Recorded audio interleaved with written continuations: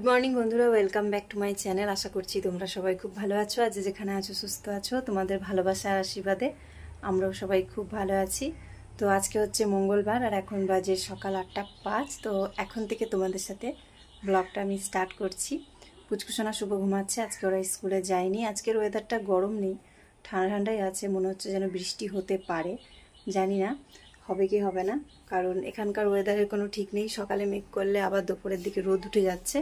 তো আমি ঘুম থেকে উঠে আসলাম, এখন কাজকর্ম সব কিছু করবো। অল্প কিছু থালা বাসন আছে সেগুলোকে ধোবো, আর বাকি এখন আমার জন্য একটু চা করব। শুভ পুচকুসোনা যেহেতু ঘুমাচ্ছে, তো ওরা উঠলে পরে তখন ছাতুর শরবত করব, যেটা আমরা সকালে প্রত্যেকেই খাই। তো দেখলাম যে আমাদের বাড়িতে যে কুমড়ো গাছটা হয়েছে, তো তার মধ্যে 2-3টে মতন ফুল হয়েছে। তো এর আগের দিন যতগুলো ফুল দেখলাম সব কটাতেই কুমড়ো হয়েছে, মানে জালি এসেছে কুমড়ো, তো সেই জন্য ওগুলো তুলতে পারিনি। তো আজকে দেখি যদি কুমড়োর জালি ছাড়া ফুল হয় তাহলে তুলে নিয়ে আসব। আর বাড়িতে কিছুটা জায়গা জঙ্গল হয়ে গেছে, সেটাকে পরিষ্কার করতে হতো, কিন্তু আজকে আমার সকালের দিকে একদমই সময় হবে না, বিকালেও হবে না, কারণ বিকালে আছে পুচকুসোনার নাচের ক্লাস।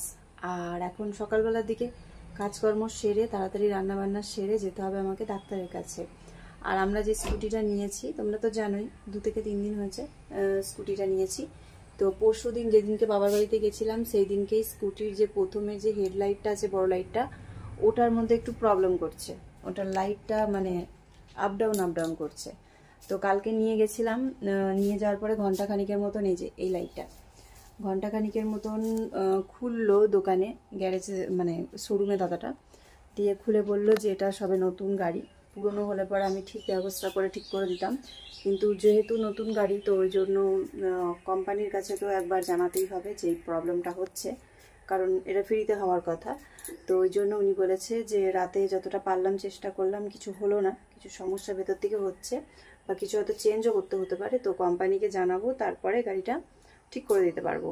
তো ওই জন্য আজকে সকালবেলার টাইম নিয়েছে, 9টা-10টার পর থেকে কোম্পানিতে কন্ট্যাক্ট করা যাবে। তো ওই জন্য এখন 11টা সাড়ে 11টার দিকে আমি যাব আমার থাইরয়েডের রিপোর্ট দেখাতে। রিপোর্ট তো চলেই এসেছিলো পরের দিন, তো রিপোর্টটাও একবারে দেখিয়ে নেব ডাক্তারখানা আর মানে শোরুম কাছাকাছিতে, তো তখনই গিয়ে গাড়িটাও ঠিক করে নিয়ে আসবো।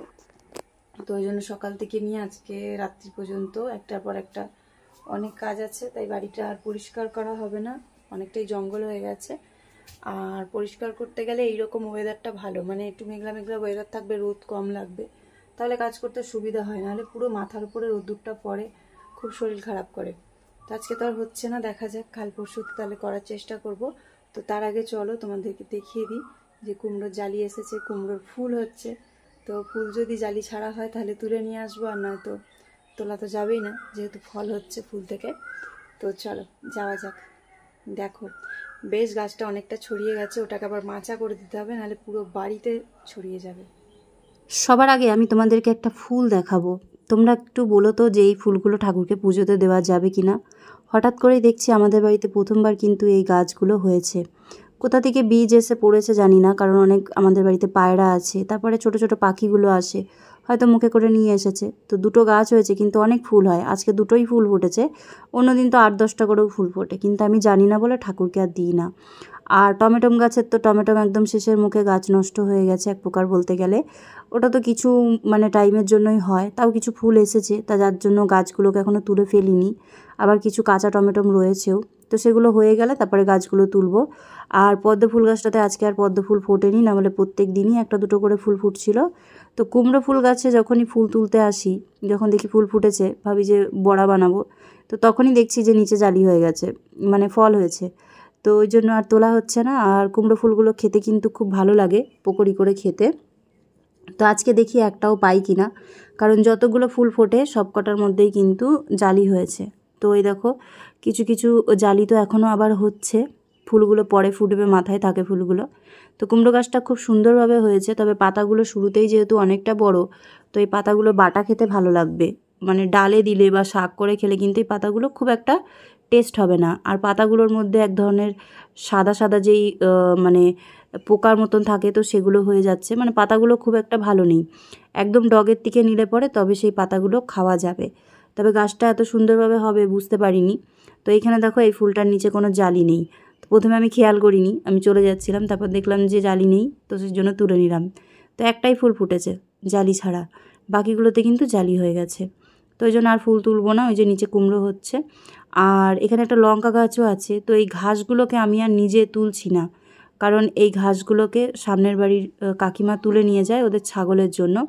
আগে তো সামনের বাড়ির জেঠিমা নিত, যার কাছে মোটামুটি একটা বড় গরু ছিল, তো নিয়ে গেলে পরে গরুটার খাওয়া হতো। কিন্তু সামনের দিকে যেহেতু এবার কাকিমা চেয়েছে, তো ওই জন্য আমি বললাম যে থাক, নিয়ে যাক, অল্প করেই হচ্ছে। তো ওই জন্য এগুলো উনি দুদিনের মধ্যে তুলবে। এইগুলোকে বাদ দিয়ে বাকি ঘাসগুলো আমি কাল পরশুতে পরিষ্কার করে নেব। আর টমেটম যখনই গাছে হচ্ছে তখনই কিন্তু নিচে মাটির পোকা বা এমনি পোকাতে খেয়ে নিচ্ছে, পাকা অবস্থাতে খেয়ে ফেলছে। তাই কাঁচা কাঁচা থাকা সত্ত্বেও যদি তুলে নিই তাহলে সেইগুলো কিন্তু আমরা খেতে পারি। পেকে যাওয়ার পরে সেইগুলো পোকাতে খেয়ে নিচ্ছে বলে সেগুলো আর আমরা খেতে পাচ্ছি না। এরকম করে অনেক টমেটোমি মোটামুটি বলতে পারো নষ্ট হয়ে গেছে। এইবার কুমড়ো গাছটার একটু ব্যবস্থা করে দিতে হবে, কুমড়ো গাছটাকে একটু মাচা করে দিতে হবে, যাতে কুমড়োগুলো যখন হবে কুমড়োগুলো অন্তত ভালো থাকে। কারণ মাটির সাথে লেগে থাকলে পরে মাটির পোকা পিঁপড়ে এগুলোতে তো ফসল নষ্ট হবেই। তো এটাকেও একটা মাচা করে দিতে হবে। তো ঘাস পাতাগুলো পরিষ্কার করি, তারপরে মাচা করব। আর এই যে এটা হচ্ছে লঙ্কা গাছ। তো নীলের উপোস যেদিন ছিল, মানে নীল পুজো যেদিন ছিল, তো সেই দিনকে একটা লঙ্কা আমি তুলেছিলাম, বড় সাইজেরই একটা লঙ্কা হয়েছিল হঠাৎ করেই। আর এখন ফুল যেগুলো হয়েছে তার মধ্যে থেকে ছোট্ট ছোট্ট লঙ্কার দেখতেই পাচ্ছ জালি এসেছে, তো লঙ্কা হচ্ছে। তো জানি না এই লঙ্কা গাছটা অটোমেটিক্যালি হয়েছে। মিশো থেকে যে বীজগুলো অর্ডার করেছিলাম তার মধ্যে থেকে টমেটো হয়েছিল, আর এই যে কুমড়ো গাছ হয়েছে। কুমড়ো গাছের বীজটার থেকে তো দেখতেই পাচ্ছ যে কুমড়ো ধরছে। মানে মিশো থেকে বীজ অর্ডার করলে পরে আর ঠিকঠাকভাবে লাগাতে পারলে কিন্তু গাছে ফুল ফলটা হবে, এটুকু কিন্তু মানে আমি গ্যারেন্টি দিতে পারি। যেহেতু আমি লাগিয়েছি, আমি বুঝতে পারছি যে সব কটা গাছেই কিন্তু ফুল ফল হচ্ছে। আর এখানে যে নীলকণ্ঠ গাছ, জবা ফুল গাছ, কাঞ্চন গাছ যা কিছু আছে সবগুলোতেই মোটামুটি দুটো একটা করে ফুল ফুটেছে। শুধু পদ্ম ফুল গাছটাতে আজকে পদ্ম ফুলটা ফোটেনি। তো এই দিয়ে আজকে আমার ঠাকুরের পুজো হয়ে যাবে। আর এই যে জঙ্গলের কিছু গাছ আছে যেগুলো লতিয়ে লতিয়ে ওঠে আর পুরো গাছগুলোকে এমনভাবে মানে চেপে ধরে, তাতে অনেক ডালপালাও নষ্ট হয়ে যায় আর গাছগুলো বাড়তেও পারে না। তো ওই জন্য এগুলোকে 2-1 দিনের মধ্যে ছেঁটে পরিষ্কার করে দিতে হবে। আর এই গাছের মধ্যে সাদা সাদা যে পোকাগুলো হয় সেগুলোও দেখছি আবার নতুন করে হচ্ছে, ফাঙ্গালস যেগুলো বলে। তো তার জন্য কোনো কীটনাশক যদি ওষুধ তোমরা জেনে থাকো অবশ্যই আমাকে একটু কমেন্ট করে জানিও, তাহলে আমি নার্সারিতে গিয়ে বলে নিয়ে আসবো। আর ইউটিউবেও দেখছি এক ধরনের স্প্রে দেখাচ্ছে যেগুলো অনলাইন বুকিং করলে গাছের মধ্যে পোকামাকড় কিন্তু পরিষ্কার হয়ে যায় যেগুলো। এরপরে ফ্রেশ হয়ে আমি ভাবলাম যে আমার জন্য চা করে নিই, কারণ ওরা 2 ভাই বোন ঘুমাচ্ছে, ওদেরকে যেহেতু আর একটু পরে ডাকবো, তো একসাথেই 3 জনা মিলে ছাতুর শরবত খাবো। তো ওই জন্য আমার জন্য চা করছি। সুজির জন্য দুধ ফুটিয়ে সামান্য একটুখানি তুলে নিলাম, কারণ ওকে সকালবেলা এখন দুধ চিড়ে দেবো। তো ওকে তো বেশি দুধ দেওয়া যায় না, সামান্য একটুখানি দুধের টেস্ট হলেই হবে। তো চিড়েটাকে ভালো করে মেখে তার মধ্যে দুধ মিক্স করে ওকে সকালবেলা এখন দেবো। আর এই যে কুমড়ো ফুলটা তুলে নিয়ে এসেছি আর 3টে টমেটো, তো এগুলোকে তুলে নিয়ে আসলাম। টমেটোগুলো 3টের মধ্যে একটা রান্না করব আর 2টো ফ্রিজে রেখে দেবো, 2 দিনের মধ্যে ফ্রিজে থাকলে পেকে যাবে। আর এখানে অল্প চিড়ে নিয়ে নিয়েছি, চিড়েটা এখন জল দিয়ে একটু ভিজিয়ে রাখি, কারণ চিড়ের মধ্যে প্রচুর পরিমাণে নোংরা থাকে। তারপর এটাকে ভালো করে নরম হয়ে গেলে ভালো করে ধুয়ে তারপরে এটা চটকে দেবো। তো আমার জন্য একটু চা করে নিচ্ছি সকালবেলার দিকে, এখন বিস্কুট আর চাটা খাবো, পরে দেখা যাক আবার সকালে রান্নার জন্য কি করি, কারণ একবারে রান্না করে যেহেতু বেরোতে হবে, তো ওই জন্য রান্নাটাও কিন্তু চাটা খাওয়ার পরে বসিয়ে দেব। তো এর আগের দিনকে আমাকে মন্দিরা বুনু একটা কমেন্ট করেছিল, তো কমেন্টটা আমাকে ইউটিউবে খুব একটা ভালো করে করেনি, বলেছিল যে মেসেঞ্জারে আমাকে পার্সোনালি মেসেজটা করবে। তো মেসেজটা করেছে, আমি দেখেছি, বাট কোনো রিপ্লাই দিইনি, কারণ আমি জানি যে বুনু আমার এই ভিডিওটা দেখবে আর আমার সাথে সাথে তোমরা একমত কিনা সেটা একটু জানাবে। তাহলে বুনু যে কমেন্টটা করেছে, কমেন্টটা খুবই ভালো কমেন্ট করেছে। তো সেই কমেন্টটাকে আমার তুলে ধরার পেছনে একটাই রিজন, যে আমার সাথে তোমরা একমত কিনা সেটা তোমরা একটু জানিও, তাহলে আমার বুঝতে সুবিধা হবে যে আমি যে কথাটা বলছি সেটা ঠিক না ভুল। তো আমাকে মন্দিরা বুনু বলেছে যে শুভ এখন যথেষ্ট বড় হচ্ছে, তো ওর তো একটু প্রাইভেসির দরকার, তো সেই জন্য শুভর আলাদা করে রুমের কথা বলতে চেয়েছে বুনু। তো এখানে দেখো, তুমি যদি ইউটিউবেও কথাটা বলতে কোনো অসুবিধা ছিল না, আমি এখানেও তোমাকে রিপ্লাইটা দিতেই পারতাম। তবে তুমি মেসেঞ্জারে বলেছো, একদিকে ভালো লাগলো, কারণ সব কথা তো সোশ্যাল মিডিয়াতে সবার সামনে বলা যায় না। বাট এই কথাটার মধ্যে কোনো খারাপ কিছু নেই, তুমি এটা এখানেও আমাকে কমেন্ট করতেই পারতে। তো যাই হোক, আমি তোমাকে একটা ছোট্ট করে কথা বুঝিয়ে বলতে চাই যে দেখো, আমরা মিডিল ক্লাস ফ্যামিলির প্রত্যেকটা সদস্য যারা আছি তারা বুঝি যে প্রাইভেসি জিনিসটা কি আর একসাথে থাকা জিনিসটা কি, তাই না? তো অনেক ফ্যামিলিতে আছে দেখবা যারা আমাদের থেকে একটু স্ট্যান্ডার্ড, তারা কিন্তু সবসময় বাচ্চা হওয়ার পরে পরেই না তাদের জন্য প্রাইভেসি বলতে আলাদা একটা রুম, তারপরে আলাদা তাদের জন্য সব কিছু কিনে রাখে বা কেনা শুরু করে দেয়। কিন্তু আমাদের মতন মিডল ক্লাস ফ্যামিলিতে কি হয়, আমরা সেই জিনিসটা কখন ভাবি, যখন ছেলে বড় হয়ে যায়, যখন ছেলে কলেজে পড়ে বা বিয়ের সময় হয়ে যায়, তো তখন সেই মুহূর্তে আমরা ভাবি যে তার প্রাইভেসির দরকার আছে, তাকে একটা আলাদা করে সেপারেট রুম করে দেওয়ার, বা কারোর যদি ক্ষমতায় থাকে তার আগেও তারা করে দেয়, সেটা স্বাভাবিক। করে দিলে পরে তার নিজস্ব পার্সোনাল একটা রুম থাকবে, সে জিনিসপত্র রাখতে পারবে, নিজের মতন করে সময় কাটাতে পারবে। কিন্তু আমরা জানো তো 3টে ভাই বোন, 2 বোন 1 ভাই, তোমরা অনেকেই সেটা জানো, আবার অনেকে জানো না। তো ছোটোর থেকে একটা জিনিস কিন্তু শিখেছি, সব কিছু কিন্তু দেখে শেখা যায় না। অনেক জিনিস এমন আছে যেগুলো আমরা জীবনে কিন্তু ঘটলে পরে তবেই সেটার মর্মটা বুঝতে পারি। তো আমরা 3টে ভাই বোন যখন একসাথে থাকতাম, একসাথে খেলাধুলা করতাম, মজা করতাম, দুষ্টুমি করতাম, মারামারি করতাম, তখনকার যেই আনন্দটা, একসাথে সময় কাটানোর যে আনন্দটা, সেটা কি কখনো একা থেকে করা যায়? করা যায় না, না?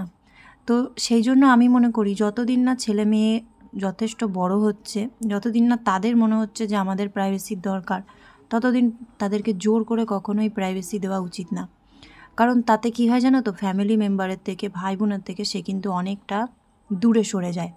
আজকে শুভকে যদি প্রাইভেসি বলতে একটা আলাদা ঘরের ব্যবস্থা করে দিই, তারপরে ও যদি একা থাকা শুরু করে, তখন কিন্তু পুচকুসোনা আর শুভর মধ্যে অনেকটাই দূরত্ব হয়ে যাবে। কথাটা আমি ভুল বললাম না ঠিক বললাম, তোমরা একটু কমেন্ট করে জানিও। আমি সবসময় ওদের কাছে না থাকি, আমি রান্নাবান্না করি, কাজকর্ম করি, কিন্তু 2 ভাই বোন একসাথে সময় কাটায়, দুজনে একসাথে ফোন দেখে, দুজনে একসাথে পড়তে বসে, দুজনের সাথে খেলা করে, মারামারি করে, সব কিছু কিন্তু একসাথে করে। কিন্তু যখনই একটা আলাদা রুম করে দেওয়া হবে, প্রাইভেসি দিয়ে দেওয়া হবে, তখন শুভ কিন্তু পছন্দ নাও করতে পারে যে সবসময় বুনু ওর কাছে যাবে বা ওর সাথে বসে খেলবে বা সময় কাটাবে। তখন একা থাকা অভ্যাসটা কিন্তু না চাইলেও হয়ে যাবে। আর একসাথে থাকার যে আনন্দটা বা একসাথে থাকার যে মজাটা, সেটা একমাত্র তারাই বোঝে যারা একসাথে থাকে। যারা একা থাকে তাদের মধ্যে এমনও কিছু বাচ্চা আছে যারা হয়তো প্রাইভেসি বলতে সব সময় নিজে একা থাকা পছন্দ করে, তারপরে হয়তো কোনো ভালো খারাপ যা কিছু হবে নিজের মধ্যে রাখবে, ফ্যামিলিতে কাউকেই বলবে না। যেমন ছোটোর দিকে ওর বাবার তো সেরকমভাবে সময় পায়নি, যেহেতু তোমাদের দাদাভাই তো বলতে পারো 12 ঘন্টা করে ডিউটি করতো। তো সেই 12 ঘন্টা ডিউটির পরে রুমে আসার পরে ঘুমানোর জন্য মোটামুটি 5-6 ঘন্টা দরকার। তারপরে টুকটাক কাজকর্ম তো আছেই, বাজার হাট করা, আমাদেরকে একটু সময় দেওয়া। তো সেই সব কারণের জন্য খুব একটা বাচ্চাদেরকে সময় দিতে পারিনি। যতটা সময় দিয়েছে আমিই দিয়েছি ওদেরকে।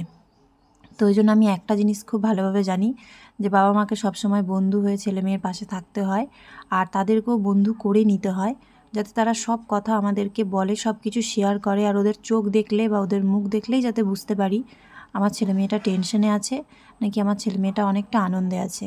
তো সেই জন্য যখনই আলাদা করে দেবে, যখনই প্রাইভেসি এনে দেবে, তখন কিন্তু বাচ্চাদের থেকে বাবা মার দূরত্বটা আর ভাই বোনের থেকে ভাই বোনের দূরত্বটা কিন্তু বেড়ে যায়। তো ওই জন্য আমার মনে হয় না যে শুভর এখন প্রাইভেসির দরকার আছে। হ্যাঁ, যখন প্রয়োজন পড়বে অবশ্যই দেব, কিন্তু একবার প্রাইভেসি করে দিলে তখন ছেলে মেয়ের মনের কথা বা মুখের কথা বোঝা কিন্তু খুবই কঠিন হয়ে যায়। ওই জন্য বলবো যে প্রাইভেসি যদি প্রয়োজন হয় তবেই ছেলে মেয়েকে প্রাইভেসি দাও, নয়তো জোর করে ছেলে মেয়ে বড় হয়ে যাচ্ছে বলে প্রাইভেসি দেওয়ার কোনো দরকার নেই।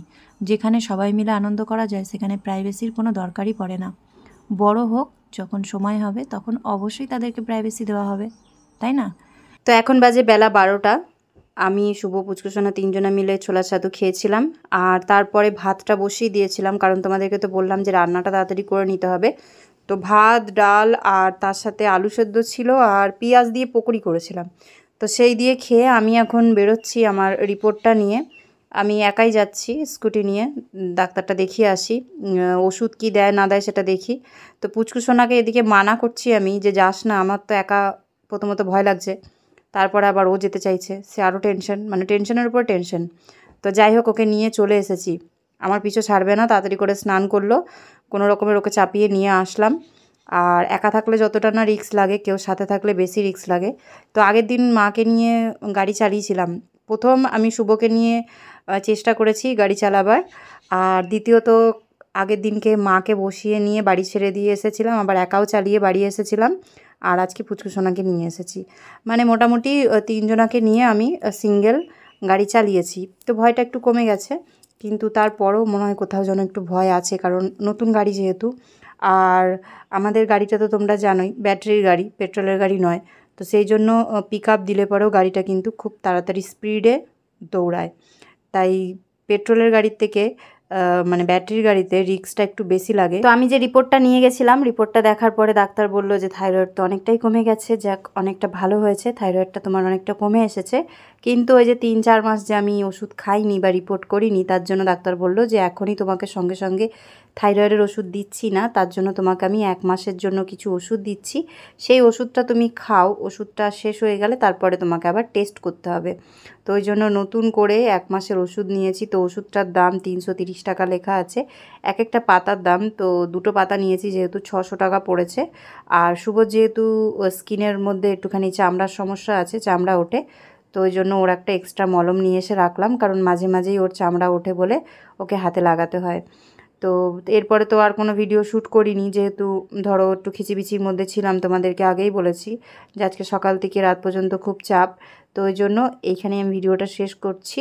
তো দেখা হচ্ছে কালকে তোমাদের সাথে নতুন ব্লগে। আজকের ভিডিওটা কেমন লাগলো অবশ্যই কিন্তু সবাই একটু কমেন্ট করে জানিও।